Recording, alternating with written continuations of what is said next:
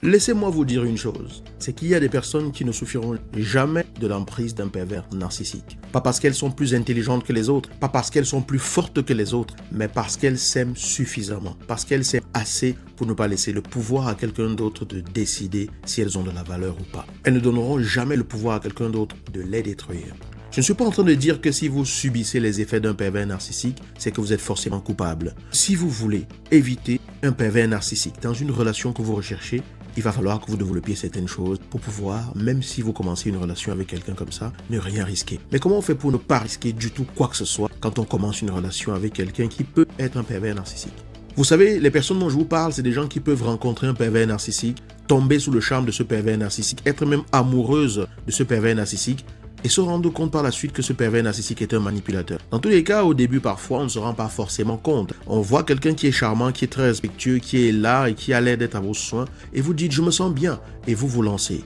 Et l'idée ici, parfois, c'est de se dire « mais comment on fait pour éviter de tomber sur un pervers narcissique ?» Parce qu'en réalité, ils sont tous gentils au départ. Et je vais vous dire, lorsque vous reprenez votre pouvoir, vous n'avez pas peur de commencer quoi que ce soit. Vous suivez votre cœur, mais vous gardez le pouvoir sur ce que vous faites. Parce que quand vous savez que aimer quelqu'un ne veut pas dire ne plus vous aimer vous-même, et surtout quand vous savez que vous ne pouvez pas accepter qu'une personne déprécie qui vous êtes, parce que vous vous aimez et que vous connaissez la valeur qui est la vôtre, même si cette personne est une perverse narcissique et qu'elle a fait tout son possible pour cacher cela, quand l'amour que vous avez pour vous est un amour tellement fort et tellement puissant, parce que vous êtes consciente que vous n'êtes pas un brouillon du Créateur, mais que vous êtes une œuvre qu'il a réalisée de façon claire, précise et accomplie, vous ne pouvez pas laisser ce pouvoir-là entre les mains de quelqu'un d'autre. Ces personnes-là ne cherchent pas leur valeur dans le regard de quelqu'un d'autre. Elles n'ont pas besoin qu'on leur dise « je t'aime » pour qu'elles existent. Parce qu'elles savent qu'elles valent déjà quelque chose avant même que quelqu'un les remarque, avant que quelqu'un les regarde, avant que quelqu'un leur dise « je t'aime ». Et c'est cette conscience-là, c'est cette lumière intérieure-là qui les protège de toutes les ombres. Ce qui fait que quand un pervers narcissique va essayer de les rabaisser, elles ne vont pas s'effondrer. Parce que ce n'est pas lui qui dicte leur vérité. La vérité, les concernant elles-mêmes, elles la connaissent. Elles n'ont pas besoin que quelqu'un d'autre écrive leur propre histoire et leur propre identité, parce qu'elles connaissent leur identité. Parce que ces personnes-là savent qu'on ne peut pas vous faire croire quelque chose que vous n'êtes pas, alors que vous-même vous savez ce que vous valez. Elles ne confondent pas le couple avec le fait d'être complètement dépendant. Elles ne confondent pas la loyauté avec l'oubli de qui on est. Ce qui fait que oui, aujourd'hui, elles peuvent prendre le risque d'aimer. Elles peuvent prendre le risque de commencer une relation. Mais elles ne prendront pas le risque de se perdre elles-mêmes.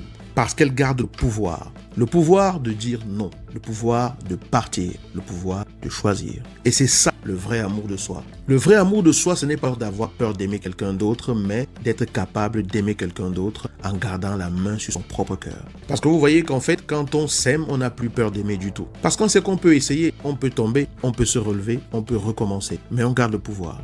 Parce qu'on ne s'oublie pas. Et le jour où la plupart des personnes vont comprendre ça, personne ne pourra plus les enchaîner. Le jour où la plupart des personnes vont arriver à ce niveau d'amour pour elles-mêmes et comprendre qu'elles sont en premier lieu la personne la plus importante de leur vie, personne ne pourra plus avoir d'emprise sur elles. Ni un pervers narcissique, ni un manipulateur. Parce que vous savez qu'en fait, lorsque vous gardez votre pouvoir, vous ne risquez rien. Vous décidez vous-même de partir ou de rester. Parce que voyez-vous, celui qui s'aime n'a plus peur d'être seul. Et c'est pour ça qu'il n'est plus jamais prisonnier. Partagez cette vidéo si vous connaissez quelqu'un qui vit une situation de ce genre. Si vous connaissez quelqu'un qui se déprécie au point de penser avoir moins de valeur. Si vous connaissez quelqu'un qui a besoin d'entendre ceci. Pensez à vous abonner également parce que vous êtes nombreux à regarder ce qu'on fait sans vous abonner. Abonnez-vous, laissez un commentaire et faites tourner la vidéo. Je vous dis à bientôt.